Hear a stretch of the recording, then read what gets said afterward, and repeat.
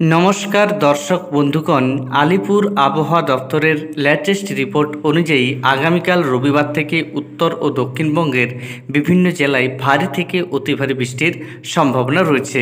এক নজরে সম্পূর্ণ আবহাওয়ার আপডেটটি দেখুন। 22/6/2025 নাগাদ উত্তরবঙ্গের দার্জিলিং, কালিম্পং, জলপাইগুড়ি, আলিপুরদুয়ার এবং কোচবিহার জেলার এক বা দুটি জায়গায় ভারী বৃষ্টিপাত হওয়ার সম্ভাবনা রয়েছে। 22 তারিখ দক্ষিণবঙ্গের বীরভূম, মুর্শিদাবাদ, পশ্চিম বর্ধমান, নদিয়া এবং উত্তর 24 পরগনা জেলার এক বা দুটি জায়গায় ঝড়ো হাওয়া এবং বজ্রপাত সহ বৃষ্টিপাতের সম্ভাবনা রয়েছে।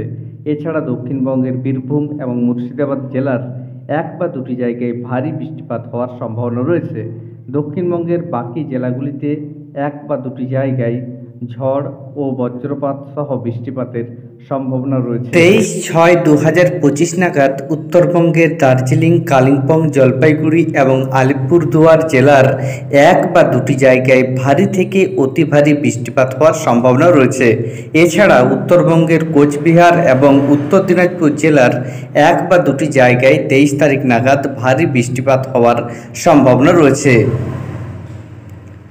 24 তারিখ নাগাদ উত্তরবঙ্গের দার্জিলিং, কালিম্পং, জলপাইগুড়ি, আলিপুরদুয়ার, কোচবিহার, উত্তর দিনাজপুর এবং দক্ষিণ দিনাজপুর জেলার এক বা দুটি জায়গায় ভারী বৃষ্টিপাত হওয়ার সম্ভাবনা রয়েছে। 23 তারিখ এবং 24 তারিখ দক্ষিণবঙ্গের জেলাগুলির জন্য কোনো রকমের সতর্ক বার্তা জারি করা হয়নি, অর্থাৎ বৃষ্টিপাতের সম্ভাবনা নেই বললেই চলে।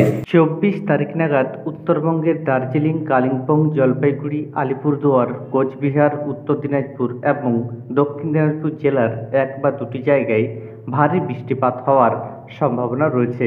ধন্যবাদ।